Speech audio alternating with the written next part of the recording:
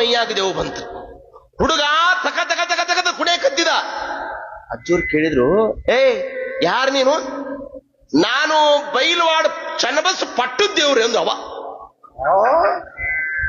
ಅಜ್ಜೋರ್ ಗಾಬರಿ ಆಗ್ಬಿಟ್ಟು, ಹೆಣ್ಮಕ್ಳು ದೆವ್ವಾಗಿ ಬರ್ತಾವ, ಇದು ಎಲ್ಲಾ ತ್ಯಾಗ ಮಾಡಿದು ಸ್ವಾಮಿಗಳು, ಇವು ಯಾಕೆ ದೆವ್ವಾಗಿ ಬಂದಾನ ಅಂದ್ರ ಅವ್ರು.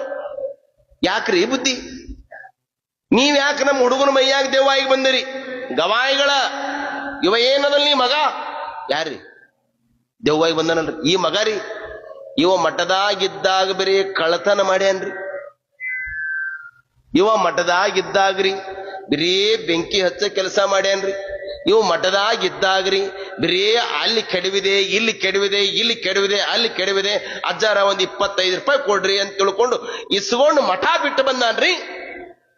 ಹಳ್ಳಿ ಮಗ ಇವು ಮಠಕ್ಕೆ ಬರ್ಲಿಲ್ಲ, ನಾನು ಲಿಂಗೈಕ್ ಆಗಿಬಿಟ್ಟೆ. ಮತ್ ಈಗ ಯಾಕೆ ಬಂದಿರಪ್ಪ ಅಂತ ಅಜ್ಜಾರ್ ಕೇಳ್ತಾರ. ಈ ಮಗನ್ ಕಡೆ ರೊಕ್ಕ ಇಸ್ಕೊಂಡು ಹೋಗಿ ಬಂದಿನಿ ಅಂದ್ರೆ ಅವ್ರು ದೆವ್ವಾಗಿ. ಅಜ್ಜವ್ರು ಗಾಬರಿ ಆಗ್ಬಿಟ್ರು.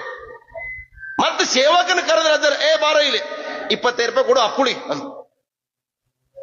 25 ರೂಪಾಯಿಯನ್ನ ಬೈಲವಾಡ ಚನ್ನಬಸವ ಪಟ್ಟದೇವ್ರ ಯಾವ ಹುಡುಗನ ಮೈಯೊಳಗೆ ದೆವ್ವಾಗಿ ಬಂದಿದ್ರು ಅವನ ಕೈಯಾಗ 25 ರೂಪಾಯಿ ಕೊಟ್ರಿ. ಆ ಹುಡುಗ ಕೈಯಾಗ 25 ರೂಪಾಯಿ ತಗೊಂಡು ಎಲ್ಲಿ ಬೈಲವಾಡದ ಅಲ್ಲಿಗೆ ಹೋಗಿ 25 ರೂಪಾಯಿ ದೆವ್ವು ಹೋಗಿ ಇಟ್ಟು ಬಂದ ಮೇಲೆ ಆ ಮೈಯನ ದೆವ್ವು ಹೋತಂತ. ಅದು ಆ ಮೈಯ